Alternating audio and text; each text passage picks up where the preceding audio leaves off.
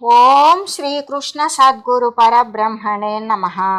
ఓం సచ్చిదానంద రూపాయ కృష్ణాయ క్లిష్టహారిణే నమో వేదాంత వేద్యాయ గురవే బుద్ధి సాక్షిణే. ఓం సశంఖ చక్రం సకిరీట కుండలం సపీత వస్త్రం సరసీరుహేక్షణం సహార వక్షస్థల కౌస్తుభశ్రియం నమామి విష్ణుం శిరసా చతుర్భుజం. శ్రీ మహాభాగవతం ద్వితీయ స్కందము. ఆయన ఎవరు? పరమాత్మ త్రివిక్రమ రూపం కూడా ధరించినవాడు. ఆయన పాదాల వేగానికి ముల్లోకాల వెలుపల ఉన్న సత్యలోకమే చెలుస్తుంది. అంటే కరుణతో ధరించి రక్షించే పాదపద్మం యొక్క చివరనున్న అప్రతిహితమైనటువంటి శక్తిని లెక్క పెట్టడం ఎవరి తరము కాదు. హరిమాయా బలమే నిరుంగనట శక్యంబే సనందాది సత్పురుషవ్రాతముకైన బుద్ధిని తరంబున్మాని సేవాధిక స్ఫురణం దచ్చరితానురాగ గుణ విస్ఫూర్తిన్ సహస్రాస్య సుందరతం బల్బకు శేషుడు తెలియడన్నన్ జప్పనేలుండురున్. శ్రీహరి యొక్క మాయాశక్తి నాకే తెలియదు అంటూ ఉంటే సనక సందనాదులకి తెలియ శక్యమవుతుందా? వారి యొక్క బుద్ధిలో ఇతర విశేషాలన్నీ కూడా విడిచి హరిసేవ చేస్తూ ఆయన చరిత్రను సద్గుణ స్ఫూర్తిని కూడా 1000 ముఖాలతో ప్రశంసించే ఆదిశేషుడు కూడా తెలియచెప్పలేడంటే ఇతరుల గురించి చెప్పడం ఎందుకు? ఇతరము మాని తన్ను మదినెంతయు నమ్మి భజించు వారి నాశ్రిత జన స్నేహితాంగ్రి సరసీరుహుడైన సరోజనాభుండంచిత దయతోడ నిష్కపట చిత్తమునంగరుణించునట్టి వారతుల దురంతమై తనరు నవ్విభుమాయ ధరింతురెప్పుడున్. ఇతర విషయాలన్నీ విడిచేసి తననే నమ్ముకొని తన పాద పద్మాలను సేవించే వారిని పద్మనాభుడు తగినంత దయతో నిష్కపటమైన చిత్తంతో కరుణిస్తూ ఉంటాడు. దురంతమైన ఆ ప్రభుమాయను సదా వారు తరిస్తారు. అంతేకాదు ఈ సంసారంలో మునిగి తేలుతూ ఎలాగో రోజులు గడిపినా కూడా చివరకు కుక్కలు నక్కలు పీక్కుని తినే ఈ శరీరాలపై మమకారం పెట్టుకోక భగవదర్పణం చేసిన పుణ్యాత్ములు కూడా ఉన్నారు కొందరు. వారిని గురించి చెబుతాను విను. నేను ఈ బ్రహ్మత్వం వల్ల వచ్చే రాజసాన్ని విడిచిపెట్టాను. విడిచి ఆ మహాత్ముని పాదపద్మాల మీద భక్తి కలిగి శరణాగతుడని అవడం చేత రాజసుగుణం అనేది నాకు తెలియదు. అందుచేత శాస్త్రాలు చెప్పకుండా కేవలం భక్తి జ్ఞాన యోగంతోనే సేవిస్తాను. ఇంకా సనకాదులైన మీరు, భగవంతుడైన రుద్రుడు, రాక్షసరాజైన ప్రహ్లాదుడు, స్వయంభవ మనువు అయిన ఆయన భార్య శతరూప, వారి పుత్రుడు ప్రియవ్రతుడు, ఉత్తానపాదులు, ప్రాచీన బర్హి, రూభుడు, వేణుడు, వాని తండ్రి అయిన అంగుడు, ధ్రువుడు వీరంతా కూడా దాటగలిగారు. ఇంకా కూడా గాది గయా సూర్యేక్ష్వాకు దిలీపమాం ధాతృ భీష్మ సుఖయయాతి సగర రఘుముచుకుందలైవ రంతి దేవోద్ధవ సారస్వతోధంక భూరిషేణ శ్రుతదేవ మారుతి శతధన్వ పిప్పళ బలి విభీషణ శిబి పార్థ విదురుళంబరీష పరాశరాళర్క మిథిలేశ్వరాను సౌభరి దేవలాభిమన్యు లార్నిశేషణాదులైన మహాత్ముల మిదవిలి అద్దేవు భక్తి చిత్తముల నిల్పి తత్పరాయణులౌట దుర్ధాంతమైన విష్ణుమాయ ధరింతురు విమల చరిత. ఇంకా గాది గయాసురుడు, ఇక్ష్వాకుడు, దిలీపుడు, మాంధాత, భీష్ముడు, శుకుడు, యయాతి, సగరుడు, రఘువు, మరి ముచుకుందుడు, ఐలుడు, రంతిదేవుడు, ఉద్ధవుడు, సారస్వతుడు, ఉదంకుడు, భూరిషేనుడు, శృతదేవుడు, మారుతి, శతధన్వుడు, పిప్పలుడు, బలి, విభీషణుడు, శిబి, అర్జునుడు, విదురుడు, అంబరీషుడు, పరాశరుడు, అలర్కుడు, జనక మహారాజు, దేవలుడు, సౌభరి, జనకుడు, అభిమన్యుడు, ఆష్నిపేషుడు, ఆష్నిషేనుడు మొదలైన వారు మహాత్ములై సంతుష్టులై ఆ దేవుని భక్తితో మనసులో నిలుపుకొని నిర్మలమైన బుద్ధితో దుర్దాంతమైన విష్ణుమాయన వారు తరించి వేశారు. అనఘా వీరల నిన్ననేమిటికి తిర్యజంతు సంతాన పక్షి నిశాటాట విఖౌగ జీవ నివహ స్త్రీ శూద్ర హూణాదులైనను నారాయణ భక్తి యోగ మహితానందాత్ములైరేనే వారనయంబుందరియింతురవిభుని మాయా వైభవాంభోనిధిన్. ఓ పుణ్యాత్మ, అసలు వారిని చెప్పవలసిన పని లేదు. పశుపక్షాదులైనా, రాక్షసులైనా, అడవిలో జీవించే పాపాత్ములైనా, స్త్రీలైనా, శూద్రులైనా, హూనులైనా సరే నారాయణుని మీద భక్తి యోగంతో మహిమాన్వితమైనటువంటి ఆనందం పొందేవారు ఆ దేవుని యొక్క మాయావైభవము అనే సముద్రాన్ని ఎప్పుడైనా తరించేస్తారు. అందుచేత శాశ్వత్ ప్రశాంతునభయుని విశ్వాత్ము ప్రబోధమాతృ విభు సంశుద్ధున్ శాశ్వతు సదసత్పురుషునీశ్వరు చిత్తమున నిలుపుమెప్పుడు మునీంద్ర.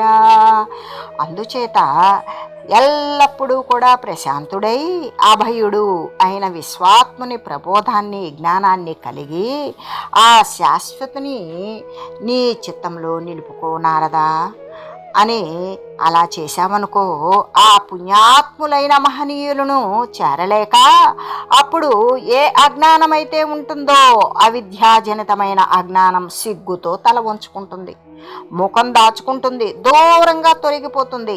ఇంకా హరి పరమాత్మునచ్యుతునంతుని చిత్తములందలంచి సుస్థిరత విశోక సౌఖ్యములంజెందిన ధీనిధులన్య కృత్యముల్మరచియో జేయనొల్లరు తలంచిన నట్టి దయౌ సురేంద్రుడుంబరువడి నుయ్యి ద్రోవునే పిపాసితుడై సలిలాభిలాషితన్. పరమాత్ముడు, అచ్యుతుడు, అనంతుడు అయిన శ్రీహరిని చిత్తంలో నిలిపి ధ్యానించేవారు శోకరహితులే, సుఖం పొందే బుద్ధిమంతులు. వారు ఇతర కృత్యాలు ఆదమరిచి కూడా చేయరు. నిజమే, మహేంద్రుడు నీళ్లు తాగాలనుకుంటే దాహం వేస్తే నువ్వు ఎదురవుతాడా? సర్వఫలప్రదాతయును సర్వశరణ్యుడు సర్వశక్తుడున్ సర్వజగత్ ప్రసిద్ధుడును సర్వగతుండగు చక్రపాణి ఈ సర్వశరీరులన్ విగమ సంగతి చెంది విశీర్యమాణులై పర్వినచో నభంబుగతి బ్రహ్మముదా జడకుండునెప్పుడున్. సర్వులకు కూడా ఫలమిస్తూ అందరికీ శరణమై సర్వశక్తులు కలిగి సర్వలోకాలలో కూడా ప్రసిద్ధుడై మరి సర్వత్రా ఉండే చక్రధరుడు శరీరాలు దాల్చిన వారంతా కూడా నశించినప్పుడు కూడా ఆకాశంలాగా తాను మాత్రం చెడకుండానే ఉంటాడు. కారణ కార్యహేతువగు కంజదలాక్షుని కంటే నన్యులెవ్వారును లేరు తండ్రి. భగవంతునంతుని విశ్వభావనోధారుని సద్గుణావలులు దాత్తమతిం గొనియాడకుండినన్ జేరవు చిత్తముల్ ప్రకృతి చెందని నిర్గుణమైన బ్రహ్మమున్. ఓ తండ్రి, కారణాలకు కూడా కారణభూతుడు ఆ పుండరీకాక్షుడే, ఇతరులు ఎవ్వరూ లేరు మరి. కాబట్టి తండ్రి అనంతుడు విశ్వమంతా సదా భావించే ఆ ఉదారుని యొక్క సద్గుణాలను ప్రశంసింపకపోతే మన యొక్క చిత్తములు ప్రకృతిని చెందని నిర్గుణ పరబ్రహ్మమును చేరగలవా అంటే ఎప్పటికీ చేరవు. నిగమార్థ ప్రతిపాదక ప్రకటమై నిర్వాణ సంధాయిగా భగవంతుండు రచింప భాగవత కల్పాక్ష్మాజమై శాస్త్రరాజగ శాస్త్రరాజగరిష్టం బగుని పురాణ కథ సంక్షేపంభునం చెప్పితిన్ జగతిన్ నీవు రచింపు దీనిని అతి విస్తారంబుగా పుత్రక. ఓ నారదా, వర్ష వేదార్థాన్ని వివరిస్తూ మోక్షమిచ్చేటట్లుగా భగవంతుడే రచించిన ఈ భాగవత కల్పవృక్ష వేదాంత శాస్త్ర ప్రసిద్ధమైన ఈ పురాణ కథను సంక్షేపంగా చెప్పాను. ఓ పుత్ర, నీవు దీన్ని వివరించి చెప్పు. పురుషభవంబునొందుటయ పూర్వము జన్మములందు నందు భూసురకులమందు బుట్టుటతి చోద్యము నెట్లగుటన్ మనుష్యుల స్థిరమగు కార్య దుర్దశల చేత నసింపక విష్ణు సేవనా పరతదనర్చి నిత్యమగు భవ్య పదంభునం బొందుటొప్పదే. జన్మలలో పురుషుడుగా పుట్టడం చాలా అరుదు, అందులో కూడా విప్రకులంలో పుట్టడం ఇంకా ఆశ్చర్యం. అందుచేత మానవులు అస్థిరమైన కార్యాలు చేసి దుర్దశల పాలై నశించిపోకుండా విష్ణు సేవ చేసి నిత్యమైన పరమపదాన్ని పొందడం తగినదే కదా. ఉపవాస వ్రత శౌచశీలమక సంధ్యోపాసనాగ్ని క్రియా జపదానాధ్యయనాది కర్మముల మోక్ష ప్రాప్తి సేకూర దచ్చపు భక్తిన్ హరిబుండరీకనయనున్ సర్వాతిశాయిన్ రమాధిపు పాపగ్నుబరేసు నచ్యుతిని నడ్డి గొల్వలే కుండినన్. అచ్చమైన భక్తితో సర్వోత్తముడు, రమాకాంతుడు, పాపనాశకుడు, పరమేశ్వరుడు అయిన అచ్యుతుని కొలవకపోతే ఉపవాసాలతోనూ వ్రతాలతోనూ శౌచములు, శీలాలు, మరి యాగాలు, సంధ్యోపాసనలు, అగ్నికార్యాలు, జపాలు, దానాలు, వేదాధ్యయనాలతో మోక్షం రానే రాదు అని తెలియజేస్తూ వనజాక్షు మహిమ నిత్యము వినుతించుచునరులు వగడ వినుచున్ మదిలో నను మోదించుచునుండెడు జనములు దన్మోహవశత ధనరు మునీంద్ర. పద్మాక్షుని మహిమ నిత్యము ప్రశంసిస్తూ ఇతరులు పొగిడితే మనసులో సంతోషిస్తూ ఉండే ప్రజలు ఆయన మాయలో పడిపోరు మునీశ్వర అని అనివాణీసుడు నారద ముని వరుణకు చెప్పినట్టి ముఖ్య కథా సూచిన మది భక్తి పరీక్షించన పాలుని తోడ యోగి చంద్రుడు నుడివిన్ అని బ్రహ్మదేవుడు నారదునికి చెప్పాడు. చెప్పిన ఈ ముఖ్య కథా సూచనాన్ని యోగీశ్వరుడైన శుకుడు భక్తితో పరీక్షిన్ మహారాజుతో చెప్పాడు. ఇలా చెప్పాడు నారదుడు, బ్రహ్మ యొక్క సంవాదం ఇలా జరిగింది అని చెప్పగా అప్పుడు పరీక్షితుడు ఏ విధంగా శుకుణ్ణి ఈ విధంగా అడుగుతూ ఉన్నాడు.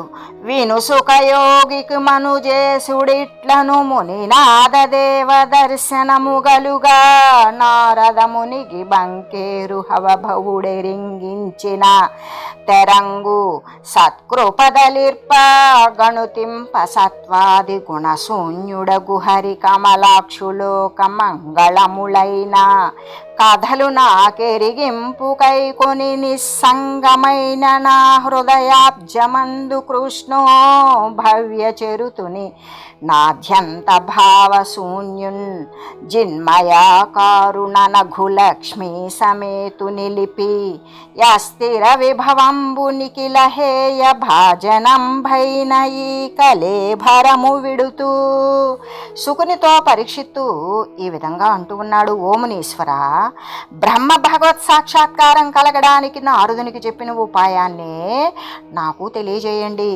సత్వగుణము, రజోగుణము, తమోగుణ శూన్యమైనటువంటి హరి యొక్క లోక శుభంకరమైనటువంటి కథలు ఏవైతే ఉన్నవో అవి నాకు వినిపించండి. నిస్సంగమైన నా మనఃపద్మంలో కృష్ణుణ్ణి నేను నిలుపుకుంటాను. అతడు ఆది అంతములనే భావాలే లేనివాడు, చిన్మయ రూపుడు.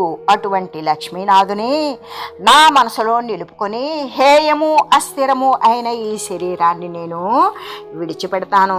అంతేకాదు శ్రద్ధతో భక్తితో కృష్ణుని గుణాలు వింటూ కీర్తనములు చేస్తూ ఉండేవాని మనఃపద్మంలో మరి చెవుల నుండి అంటే శ్రవణేంద్రియం ద్వారా ప్రవేశించి కృష్ణుడు అక్కడ విశ్రమిస్తాడు. నీళ్లలోని కాలుష్యాన్ని శరత్కాలం పోగొట్టినట్లుగానే ఆత్మగతమైన మాలిన్యాన్ని అంటే బురదను పరమాత్మ లాగివేస్తాడు.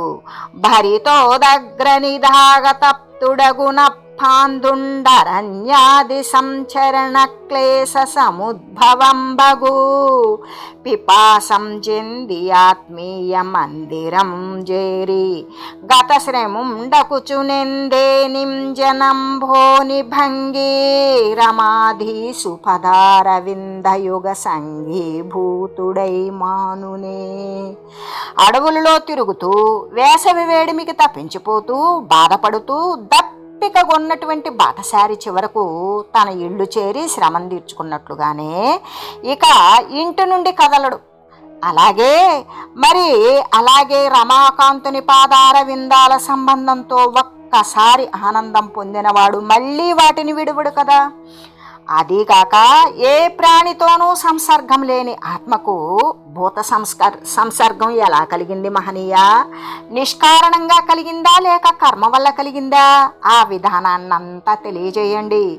యవ్వని నాభియందెల్ల లోకాంగ సంస్థాన కారణ పంకజంబువడమే నందుదయించి సర్వావయస్ఫూర్తి ధనరారు నట్టి పితామహుండు గడగి యవ్వని అనుగ్రహమున నిఖిల భూతముల సృజించెనుత్కంఠతోడా నట్టి విధాతయే అనువున సర్వేసు రూపంబు గనుగొనె రుచిరభంగి నా పరంజ్యోతి అయిన పద్మాక్షునకును నలినజునకును ప్రతీక విన్యాస భావగతుల వలనను భేదంబు గలదె చెప్పుమాయతి దయా సాంద్ర యోగి కులాబ్ది చంద్ర. లోకాలు అన్నింటికీ కారణమైన పద్మం ఎవని నాభిలో పుట్టింది? ఆ పద్మంలో పుట్టి సర్వాంగ సుందరుడై ప్రకాశించే బ్రహ్మ ఎవని అనుగ్రహంతో భూతాలన్నింటినీ కోరి సృష్టించాడు? ఆ బ్రహ్మ ఎలా సర్వేశ్వరుని రూపం చూడగలిగాడు?